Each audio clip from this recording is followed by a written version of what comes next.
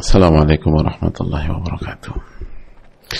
Bismillahirrahmanirrahim. Alhamdulillahirabbil alamin.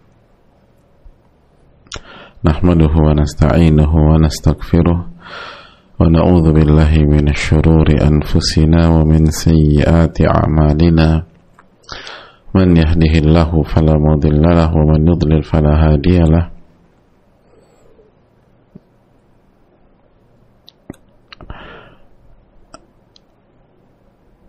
Asyhadu an la ilaha illallah wahdahu la syarika lah wa anna Muhammadan abduhu wa rasuluhu la nabiyya ba'dah.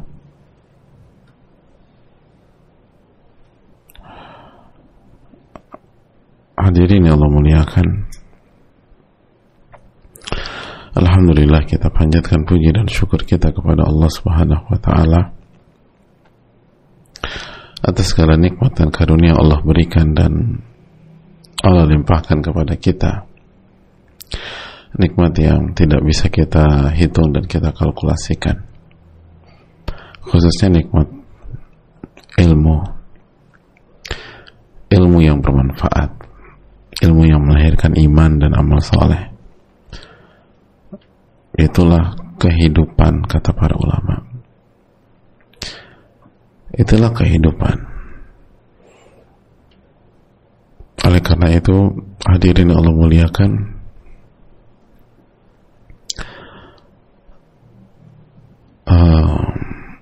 bersyukurlah ketika kita diberikan kesempatan untuk mendapatkan ilmu yang bermanfaat. Hadirin Allah muliakan,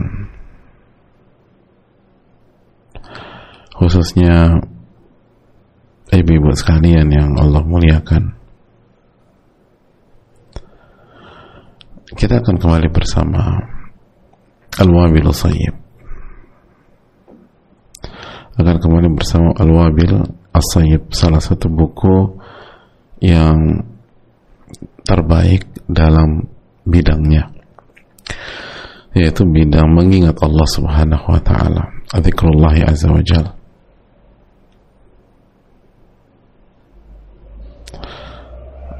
Dan hadirin Allah muliakan, kebersamaan kita dengan kitab ini harus kita syukuri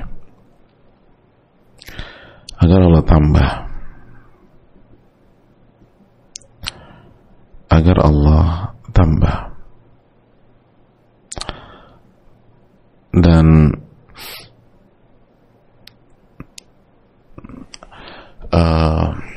Allah kasih taufik kepada kita agar kita bisa mengamalkan, agar kita bisa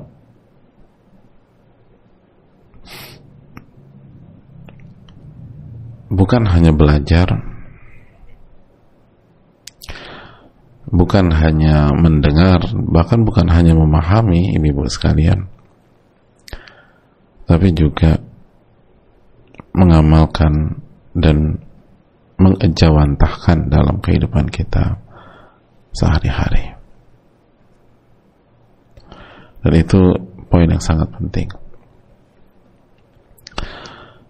Dan sebelum kita mulai, jangan lupa memperbanyak salawat dan salam kepada Nabi kita Sallallahu Alaihi Wasallam. Hadirin, kita masuk ke materi kita. Hadirin, khususnya ibu-ibu di kajian wanita ini dan para akhwat juga, kemarin kita sudah membahas bahwa ternyata syaitan itu bukan hanya membuat kita terjatuh ke dalam kesalahan, bukan hanya membuat kita terjatuh ke dalam kemaksiatan, bukan hanya membuat kita tersungkur mengerjakan maksiat, meninggalkan kewajiban atau mengerjakan yang haram. Namun ia pun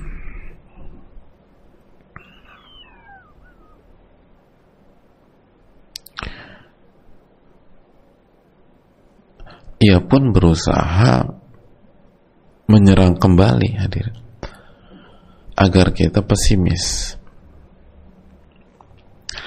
agar kita berpikir semua sudah hancur, agar kita nggak punya harapan atau merasa nggak punya harapan, itu tepatnya, agar kita benar-benar yakin bahwa kemaksiatan atau kesalahan yang baru saja kita lakukan itu menghancurkan kita, membinasakan kita, dan membuat semua pintu kebaikan itu jadi tertutup.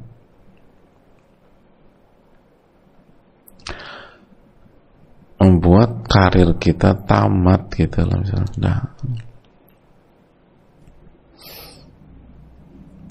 Dan ini serangan kedua syaitan, kalau kita pakai bahasa ya, yang seringkali kita lupakan. Karena kita pikir oke, syaitan itu menyerang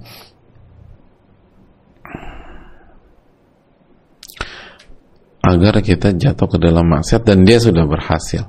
Titik. Oh enggak. Dia serang lagi kita. Membuat kita tuh merasa hancur, merasa selesai, merasa tamat sebelum waktunya. Nah, itu. Sebelum waktunya. Merasa kita nggak bisa lagi taubat padahal nyawa belum di tenggorokan atau kerongkongan.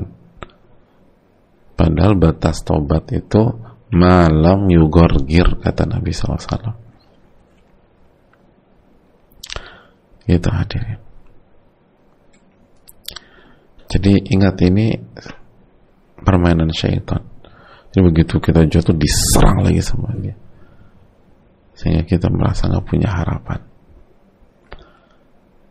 sehingga kita merasa memang kita ini orang yang buruk, orang yang nggak punya bakat untuk jadi orang baik, dan kesolehan, ketakwaan itu hanya angan tinggi yang nggak mungkin kita raih. Itu. Misalnya kita punya masalah rumah tangga dan itu kesalahan kita misalnya, lalu rumah tangga kita memang berantakan.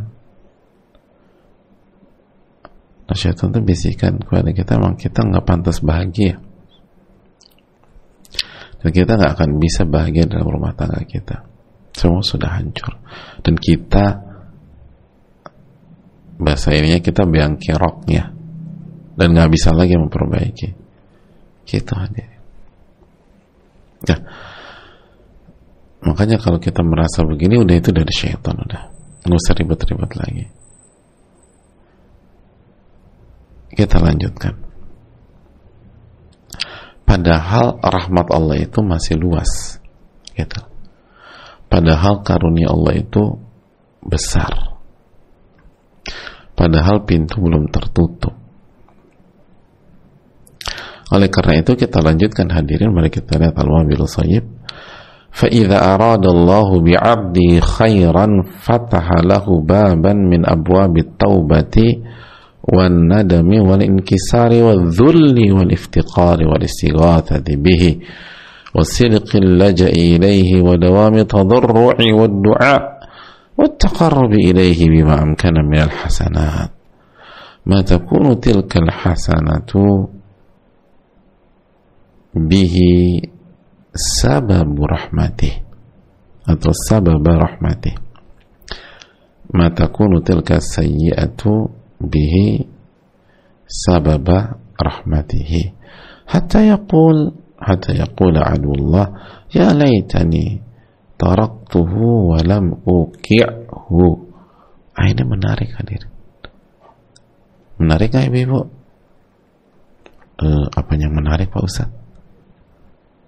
Justru saya semakin putus asa nih, Pak Ustaz. Itu Arab nggak ada gondrong-gondrongnya, gundul semua. Gimana saya paham? Jadi Udah semakin, kayaknya saya semakin putus asa lah Pak Ustadz, nggak paham. Oh, nggak usah putus asa ibu-ibu, tinggal kita terjemahkan biidznillahi ta'ala dengan pertolongan Allah. Jadi ibu-ibu yang dirahmati oleh Allah, Imam Ibnul Qayyim rahimahullah menjelaskan, maka jika Allah menginginkan kebaikan kepada hambanya,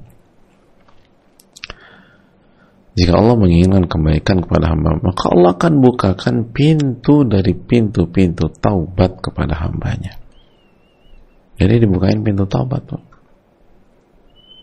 Wan nadami wal inkisar, dan pintu penyesalan tapi yang positif.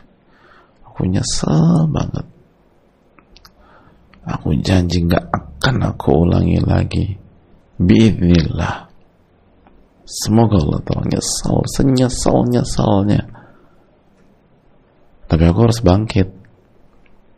Gitu. Dan aku janji, aku akan berusaha, aku akan minta pertolongan kepada Allah agar nggak terjatuh kembali. Nah itu.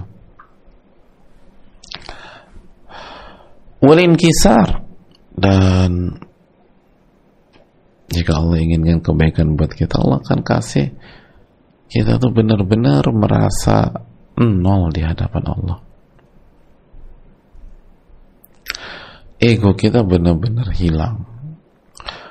Kesombongan kita itu pecah dan berantakan. Jadi udah benar-benar merasa nol di hadapan Allah. Wadzulli wal iftiqar, dan merasa rendah di hadapan Allah, hina di hadapan Allah, dan merasa butuh kepada Allah, merasa butuh kepada Allah. Wal istighatsati bihi, dan kita akan minta pertolongan kepada Rabbul Alamin. Ya Allah, tolong ya Allah, tolong ya Allah, minta pertolongan, istighatsah. Wasidqil laja ilaihi, dan benar-benar jujur dalam kembali kepada Allah. Gak ada kepentingan, gak ada kepentingan, gak ada hawa nafsu yang dipertuhankan. Benar-benar jujur kembali kepada Allah. Wa dawami tadarru', dan ketundukan yang terus menerus. Udah kapok ya Allah, kapok ya Allah, udah mulai dari sekarang saya mau tadarru' aja lah, nggak mau macam-macam, saya mau tunduk aja, nggak mau ribet-ribet lagi, gitu hadirin. Waddu'a'i wa taqarrubi ilaihi, dan Allah buka pintu berdoa, banyak-banyak berdoa, dan pintu bertakarrub kepada Allah. Jadi udah habis itu aku mau mendekat aja, aku nggak mau jauh-jauh lagi, sengsara jauh-jauh, sengsara menjauh dari Allah Subhanahu wa ta'ala.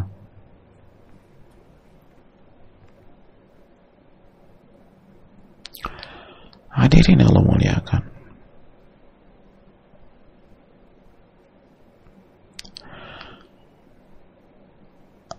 sehingga dia mengerjakan amal ibadah,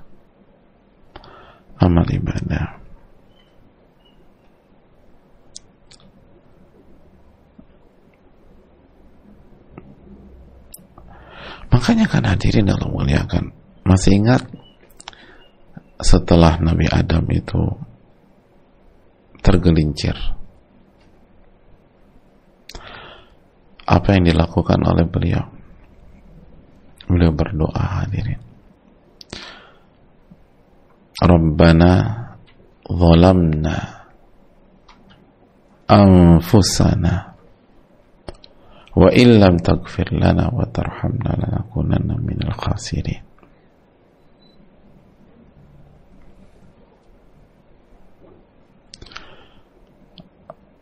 Rabbana zalamna anfusana,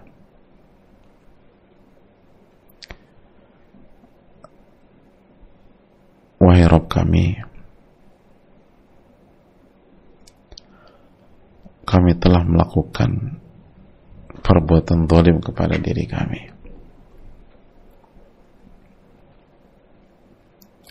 Kami telah melakukan perbuatan zalim pada diri kami.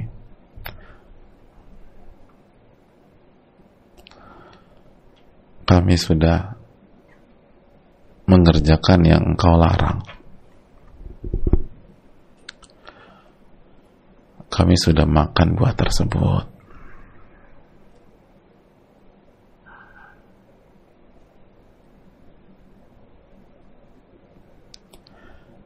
Kami telah melakukan kezaliman.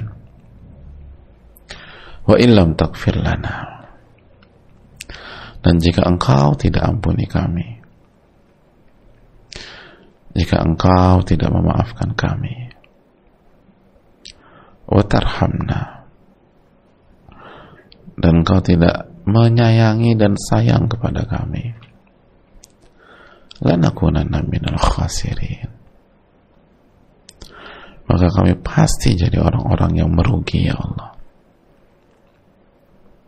Lihat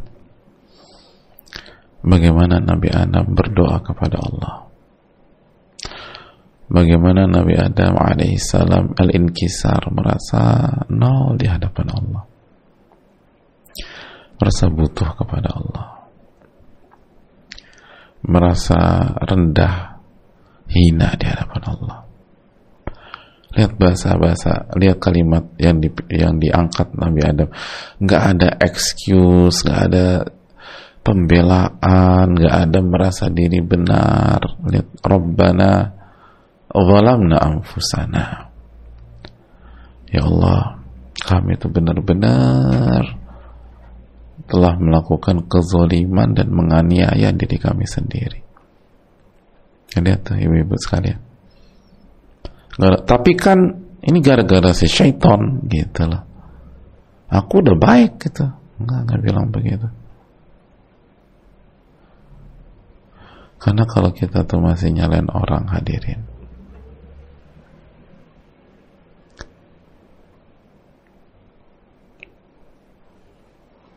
maka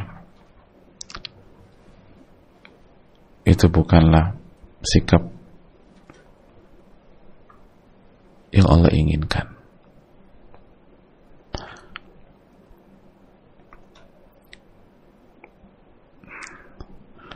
Berarti Allah belum menginginkan kebaikan buat kita karena perbuatan kita sendiri. Orang-orang yang Allah inginkan kebaikan itu, emang salah saya kok. Emang salah saya. Rabbana zalamna anfusana. Ya Allah, kami memang zalim sama diri kami.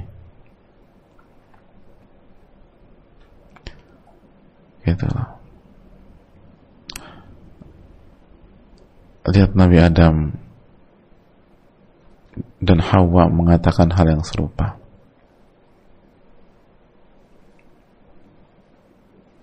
Dan lalu minta sama Allah,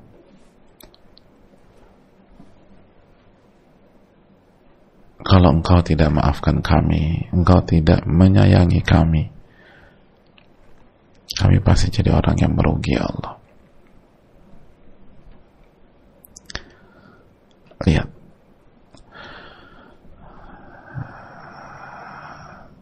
ini bukti dan tanda Allah tuh sayang sama hambanya. Begitu melakukan kesalahan, begitu melakukan kekhilafan, begitu melakukan dosa, si hamba langsung kembali kepada Allah, minta ampun kepada Allah, minta tolong kepada Allah, minta disayangi sama Allah.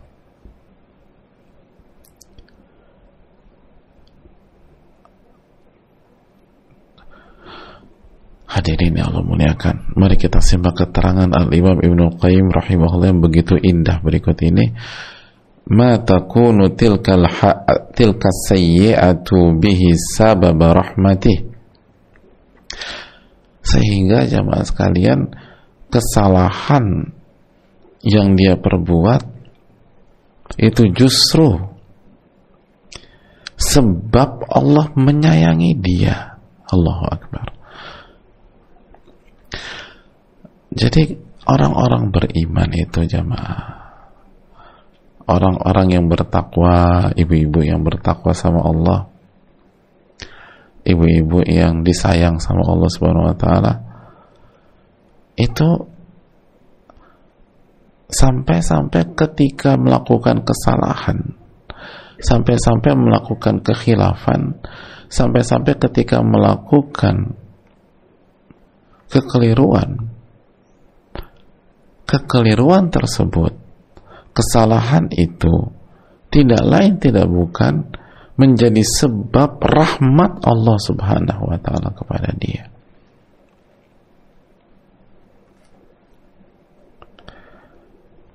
Kesalahan dan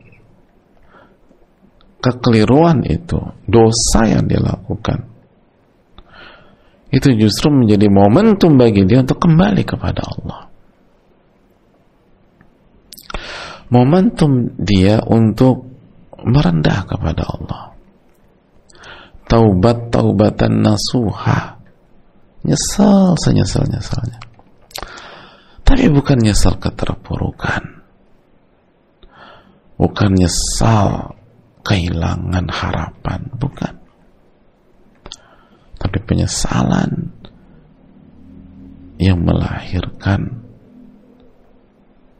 amal soleh. Penyesalan yang merupakan bukti taubatnya taubatan nasuha. Lalu dia kembali kepada Allah. Hatta yaqula aduullah, sampai pada saat itu terjadi iblis, musuh Allah, syaitan itu sampai mengatakan, lihat baik-baik, ya laitani taraktuhu wa lam uqi'hu, andai saja aku biarkan nih orang sehingga dia enggak terjatuh ke dalam kesalahan dan kemaksiatan. Jadi sampai pada titik syaitan itu nyesal, hadirin. Kenapa menyesal? Karena syaitan berpikir, kata para ulama, kalau saja aku tidak membuat dia jatuh ke dalam kesalahan, tidak membuat dia jatuh ke dalam kemaksiatan, maka kualitas dia nggak akan seperti ini. Dia nggak akan lebih mendekat kepada Allah Subhanahu wa taala seperti saat ini. Dia nggak akan berzikir seperti hari-hari ini. Dia nggak akan memperbanyak istighfar dan taubat seperti pekan-pekan ini. Jadi kata syaitan, lo mendingan nggak jatuh ke dalam kesalahan aja sekalian.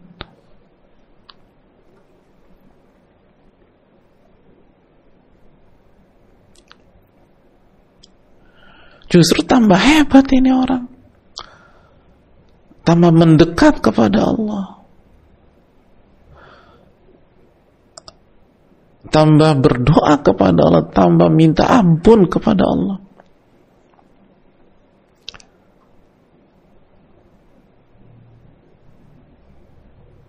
Ini nggak sesuai dengan skrip yang ada di hadapan saya gitu, quote and quote.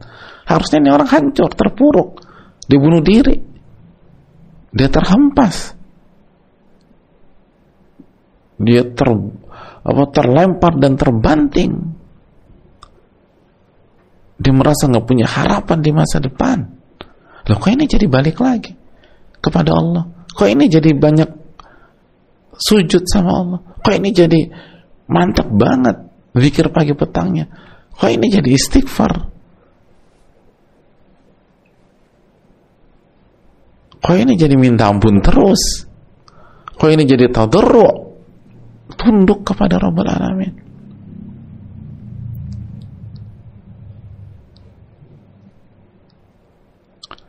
Itu yang perlu kita camkan.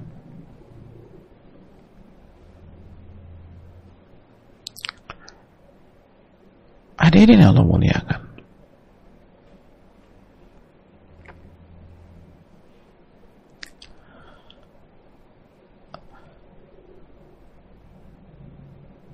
Coba kita evaluasi diri kita.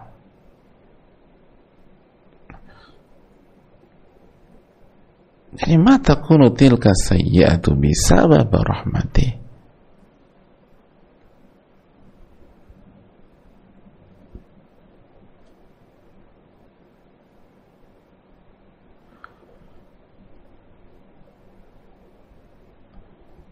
Kesalahan yang dia perbuat itu justru menjadi sebab dia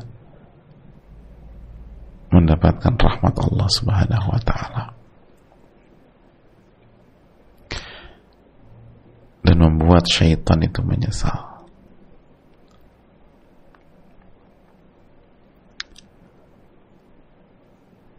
Syaitan itu menyesal. Jadi orang-orang, ibu-ibu yang menuntut ilmu, yang belajar, itu hidupnya berkah kalau jujur sama Allah, kalau ikhlas. Kalau dia melakukan ketaatan, itu akan semakin mendekatkan dia kepada Allah.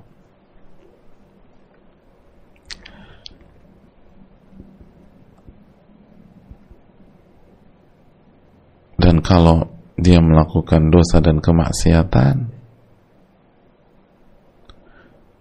tergelincir, bukan sengaja, bukan di skenario, dia tergelincir, dia khilaf. Maka itu ternyata juga sebab mendapatkan rahmat Allah Subhanahu wa ta'ala, dan bukan memang disengaja dan nanti juga Allah rahmati. Oh ya, bukan, itu bukan inkisar dan al-iftiqar. Allah ta'ala alam bisawab.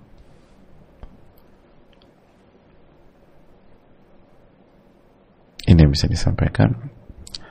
Kita buka sesi tanya jawab. Wassallallahu wasallam ala nabiyina Muhammad.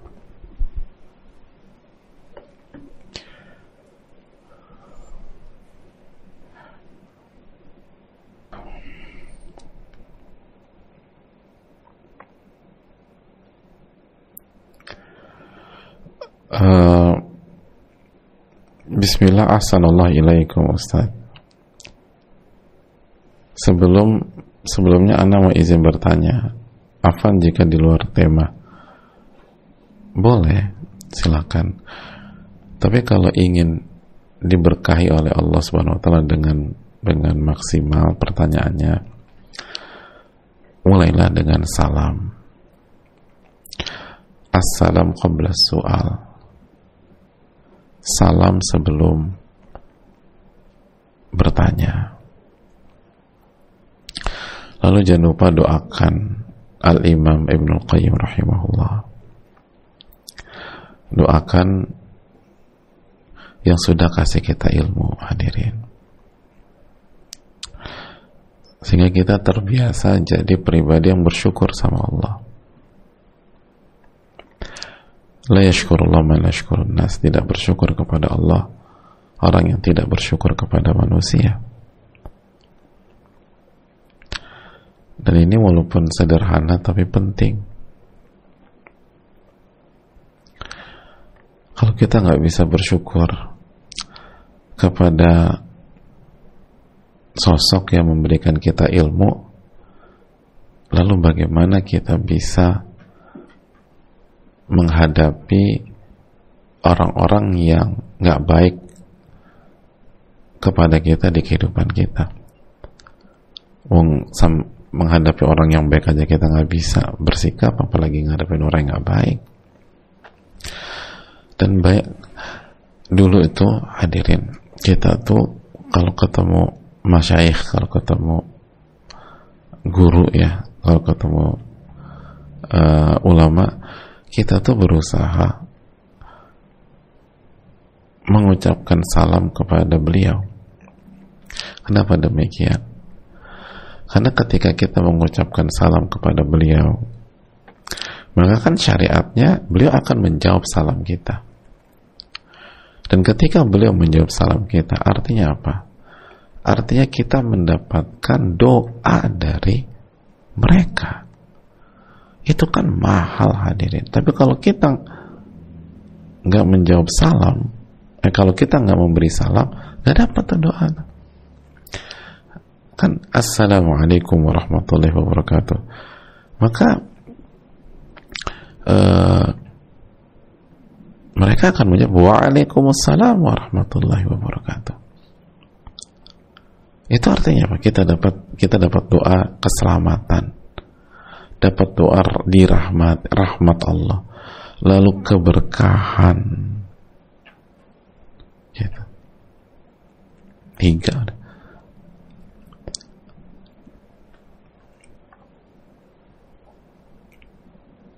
Makanya ada momen tuh, hadirin, itu guru-guru kami dulu tuh dapat telepon dari murid-muridnya, terus kita kan mau nggak mau kita dengar ya, kita lagi ada di situ. Assalamualaikum, waalaikumsalam, gitu lah. Atau assalamualaikum warahmatullahi wabarakatuh, waalaikumsalam warahmatullahi wabarakatuh. Terus habis itu, hal min khidmah, ada yang bisa saya bantu? Kata murid yang nelfon beliau itu, nggak ada. Innama a'radtu an usallima alaikum. Tujuan aku menelpon engkau hanya untuk mengucapkan salam kepada engkau.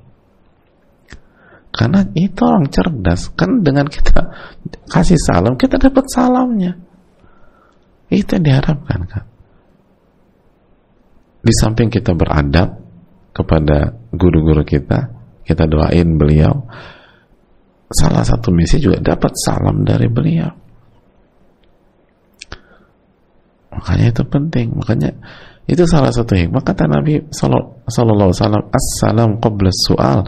Salam dulu sebelum bertanya. Salam. Bahkan ini penting sampai-sampai Nabi mengatakan dalam beberapa yang lain, barang siapa yang bertanya tanpa dimulai dengan salam, maka jangan jawab pertanyaannya. Tapi bukan berarti haram, enggak, ini penekanan. Jadi ini penting untuk kita ingatkan terus. Tapi mungkin penanya kelewatan, biasanya mungkin kasih salam tapi ini kelewatan aja, atau mungkin belum tahu. Kita husnudzon sama semuanya. Tapi untuk ke depan perlu kita kasih salam, kita doakan, itu adab. Hadirin, yang membuat mayoritas penghuni neraka itu wanita itu kenapa, hadir? Atau yang membuat mayoritas wanita masuk neraka? Atau mayoritas penghuni neraka wanita, ya itu tepatnya. Itu kenapa? Yakfurnal ihsan, karena kufur kebaikan, kufur nikmat. Nah, kalau kita nggak bisa membalas kebaikan dengan mendoakan yang telah memberikan kebaikan kepada kita, gimana lebih dari itu poinnya lah. Oke, kita jawab. Jadi ada seorang mahasiswa yang mengikuti ospek. Di hari itu full kegiatan, ada waktu istirahat hanya pukul 12.40 sampai 12.55. Sedangkan acaranya berakhir pukul 17.05 atau pukul 17.10. Apakah ia boleh menjamak salat duhur dan asar, atau ia boleh mengakhirkan salat asar sedangkan masuk waktu maghrib itu kira-kira 17.29? Mohon solusinya Ustaz. Syukran atas jawabannya. Jazakallah khairan wa barakallahu fikum wa iyyakum wa fikum barakallah. Jadi penanyanya jelas sudah mendoa udah kasih doa, udah bagus, tinggal salam sama doakan Al-Imam Ibnul Qayyim. Pada dasarnya kalau kondisinya begini, sholat asarnya sah. Sholat asarnya itu sah.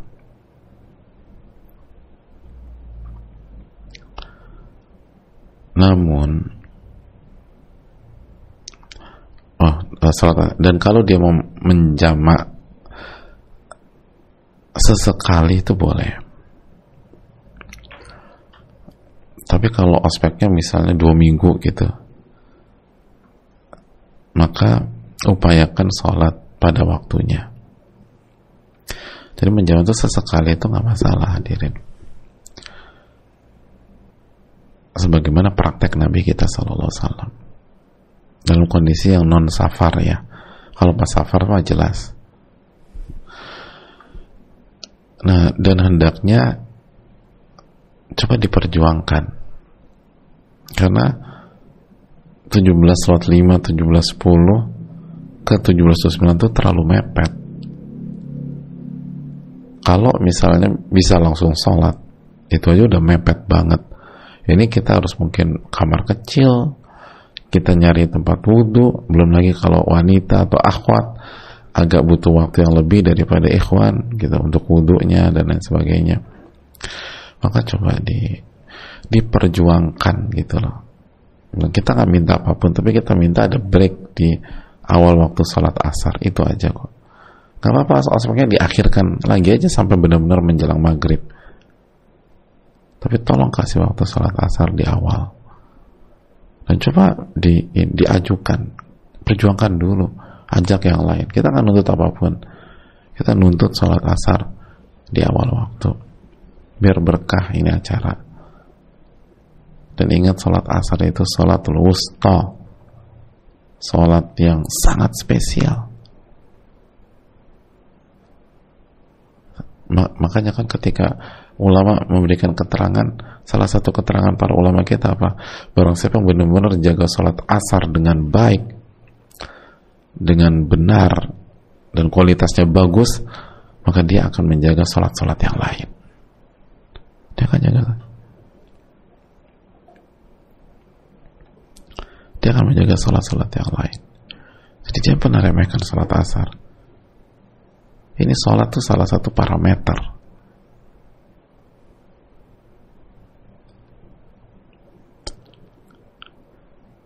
Makanya kan kalau kita bicara garis besar kan, amal ibadah seorang hamba itu kan tergantung sholatnya. Makanya kan kata Nabi, kalau sholat itu baik, maka baik juga nanti amal ibadahnya. Dan sholat kita akan baik itu tergantung sama apa? Sama dua sholat kan. Sholat subuh sama sholat asar. Itu poinnya. Maka seorang muslim dan muslim harus jaga dua sholat itu. Wallahu ta'ala bisa mungkin itu. Jadi coba perjuangkan dulu. Jangan hanya, oh boleh kok, boleh. Iya boleh. Tapi kalau berhari-hari dan selalu mepet tuh nggak bagus, hadirin. Allah berfirman, fawailul lil musallin alladzina hum an salatihim sahun. Apa lembah neraka bagi orang yang salat, celaka bagi orang yang salat, yaitu orang yang lalai dalam salatnya. Gitu. Setiap saat mepet, apalagi salat asar. Kalau zuhur masih bisa dijamak, tapi asar udah mentok itu. Allah ta'ala bisawab.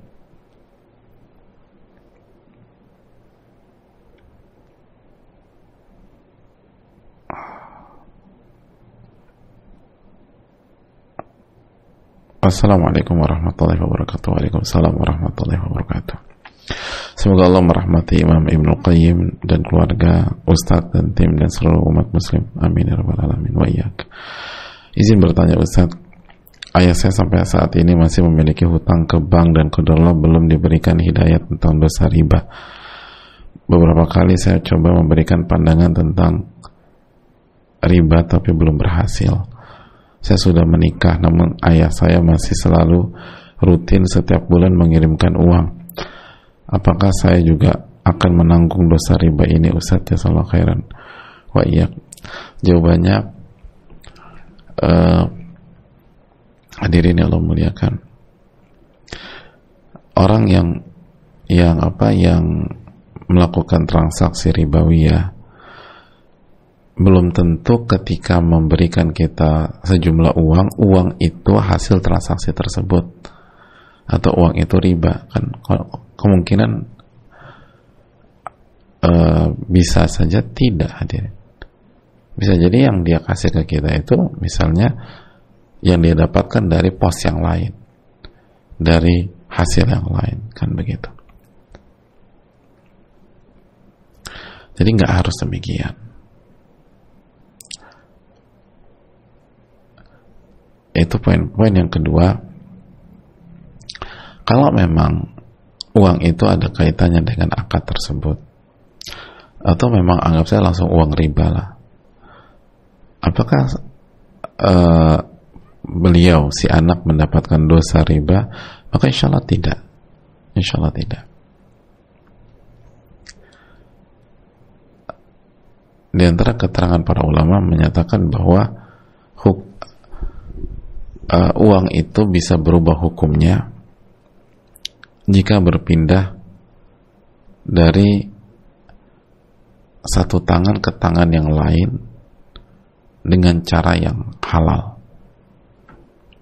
Jadi kalau di tangan dia itu uang haram, tapi kalau dia pindahkan ke yang lain, ke pihak lain, bisa jadi pihak lain itu halal, gitu. Dan salah satu catatannya, harta haram itu bukan harta yang diambil dari merampas hak orang atau mengambil hak orang. Contoh misalnya hasil pencurian dan perampokan, itu sampai kapanpun harus dibalikin. Tapi kalau misalnya dari riba, itu kan ridho sama ridho pada dasarnya. Maka bisa jadi di si A ini haram, lalu ketika dia nggak boleh gunakan gitu, itu haram. Kalau dia gunakan itu haram, maka dia harus buang. Dia harus tinggalkan. Dan kalau digunakan oleh orang lain menjadi halal. Gitu loh. Di antara dalilnya adalah Nabi SAW menggadaikan baju perang atau baju besi beliau ke orang Yahudi, dan arti gadai itu pinjam dengan dengan jaminan, kan gitu ya. Dan yang namanya pinjam dengan jaminan berarti Nabi SAW menggunakan uang tersebut apa tidak, makan uang tersebut apa enggak, iya kan. Dan pinjaman dengan jaminan itu perpindahan uang yang halal apa yang haram? Pinjam boleh apa enggak sih? Boleh.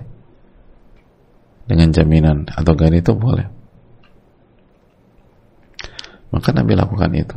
Sedangkan Yahudi pada zaman itu kan Allah sudah katakan akaluna lis-suhud. Mereka itu hobi makan uang yang haram. Gitu. Jadi walaupun dikatakan Allah akaluna lis-suhud, di dalam Al-Quranul Karim mereka itu kerjaannya tuh makan uang haram, berarti kan uangnya bermasalah dong. Tapi Nabi menggadaikan baju perang dan besi beliau kepada orang Yahudi. Ini menunjukkan bahwa perpindahan uang itu bisa merubah hukum uang tersebut yang awalnya haram jadi halal jika transaksinya mubah. Dan yang berikutnya itu bukan uang hasil kezoliman yang artinya diambil dari hak orang, tapi ridho sama ridho. Dan yang berikutnya, tetap doakan ayah kita, tetap doakan ayah kita. Allah Ta'ala bisawab.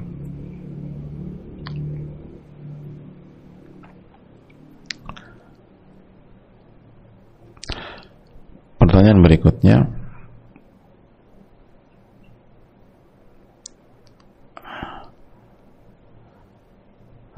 Assalamualaikum warahmatullahi wabarakatuh. Waalaikumsalam warahmatullahi wabarakatuh. Semoga Imam Ibnul Qayyim, Ustadz tim kajian selalu mendapatkan rahmat Allah dan juga untuk kita semua. Amin ya rabbal alamin.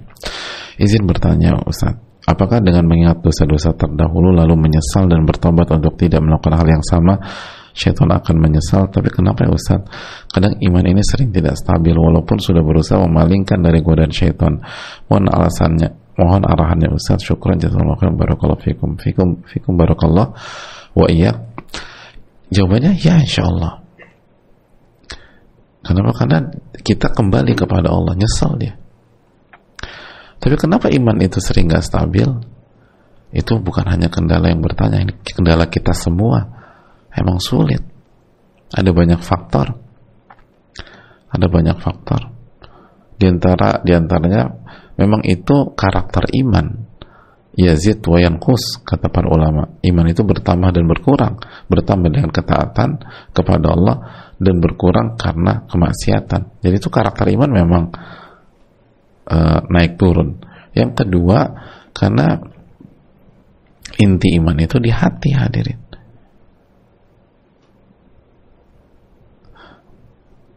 Inti iman kan di hati yang akan tercermin dengan anggota badan, sehingga terjadi keterkaitan antara hati dan anggota badan.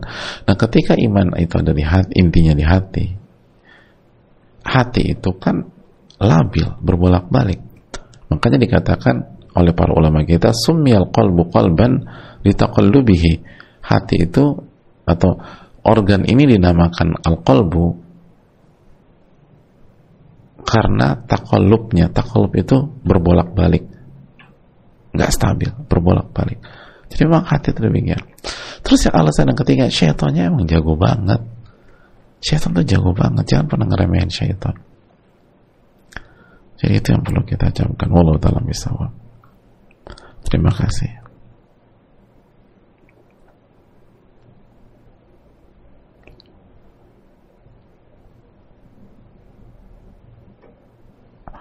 Assalamualaikum warahmatullahi wabarakatuh. Waalaikumsalam warahmatullahi wabarakatuh. Semoga Allah senantiasa merahmati Ustaz, seluruh keluarga, tim kajian wanita, kaum muslimin dan seluruh ulama kita. Amin ya rabbal alamin. Tinggal sedikit lagi doakan Ibnu Qayyim. Walaupun udah masuk ke seluruh ulama kita ya, tapi karena kita dapat ilmu secara spesifik dari beliau, maka hendaknya kita juga doakan secara spesifik. Jazakallahu khairan. Izin bertanya Ustaz, bagaimana jika ada seorang laki-laki yang sudah mengajak serius menikah, namun ia meminta waktu untuk mengumpulkan mental, tekad, serta materi untuk mendatangi wali saya. Apakah saya sarankan untuk datang saja dulu atau menunggu sampai ia siap?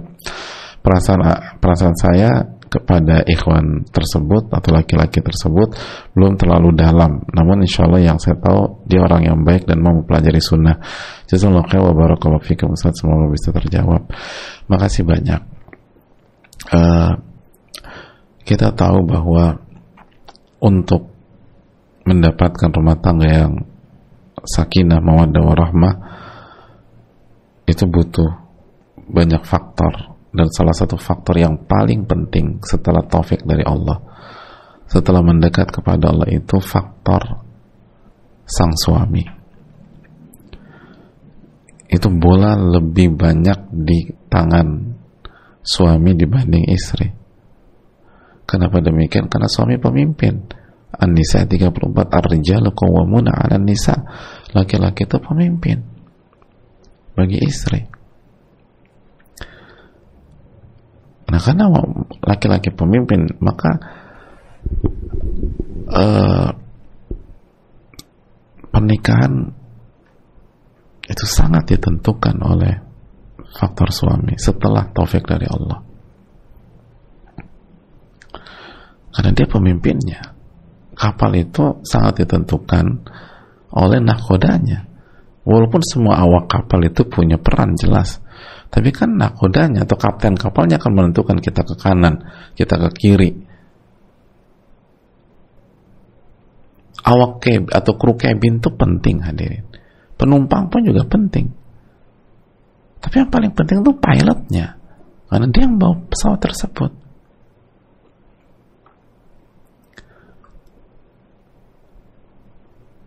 Makanya jamaah sekalian, ibu-ibu dan para akhwat,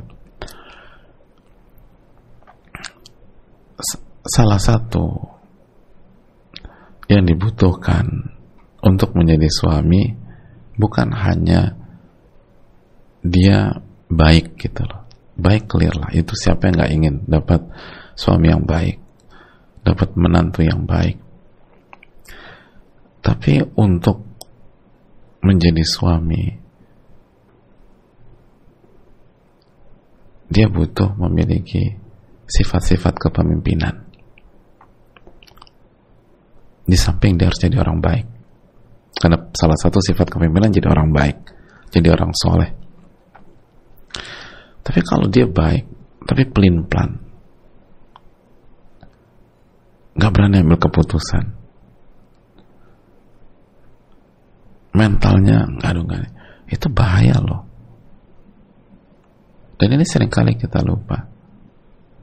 Banyak wanita hanya berpikir, aduh, romantis banget. Romantis itu penting, tapi kalau nggak punya sifat pemimpin itu bahaya rumah tangga.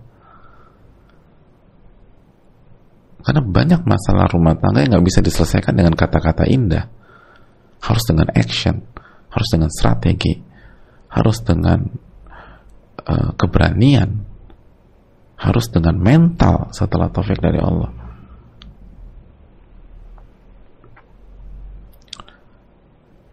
Atau misalnya ada sebagian wanita tuh, aku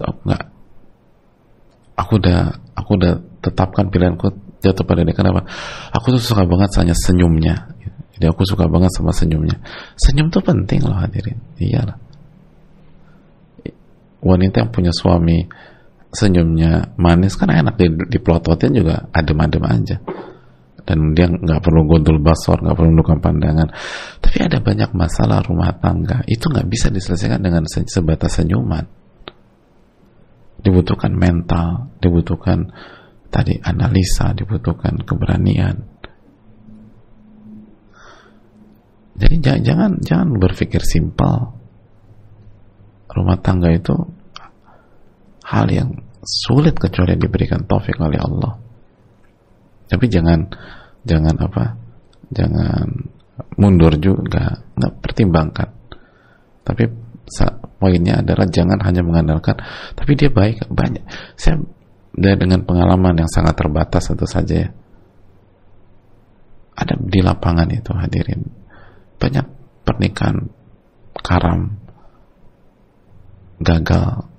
Itu bukan karena si suami dan si istri nggak baik.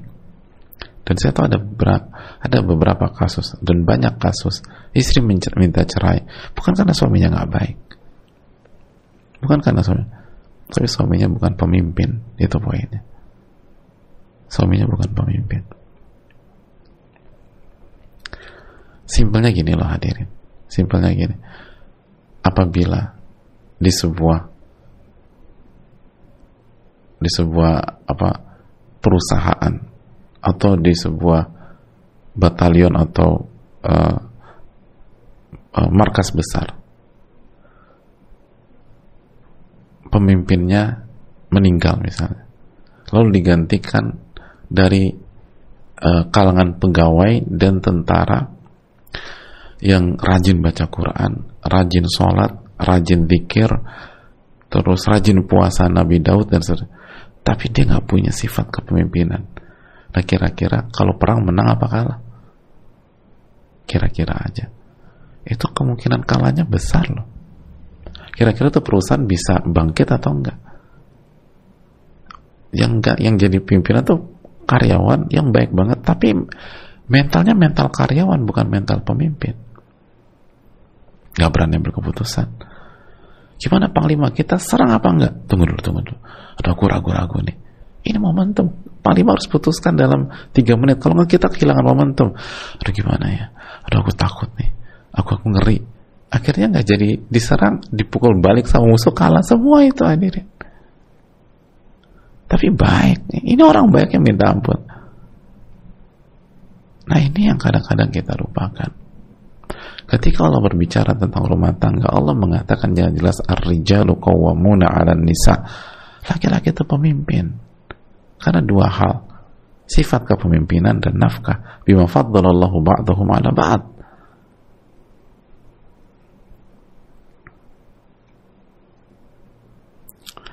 Dan seringkali wanita lupa dalam mempertimbangkan sisi itu ketika ingin menikah. Apalagi kalau misalnya laki-lakinya udah keren, tampan,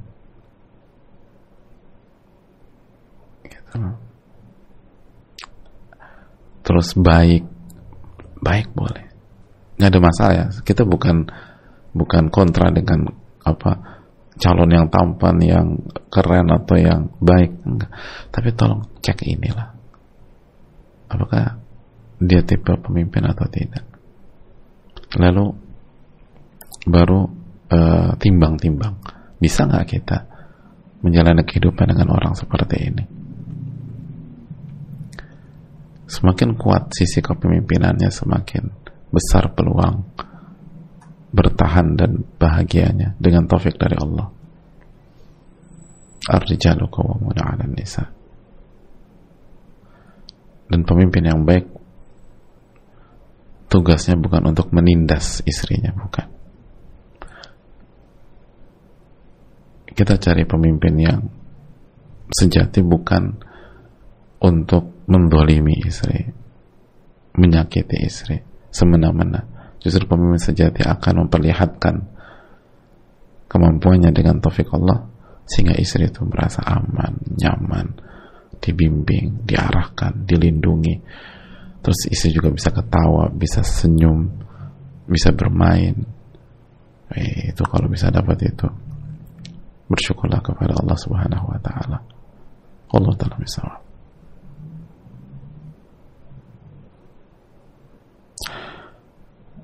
Saya rasa cukup sampai di sini hadirin. Semoga bermanfaat.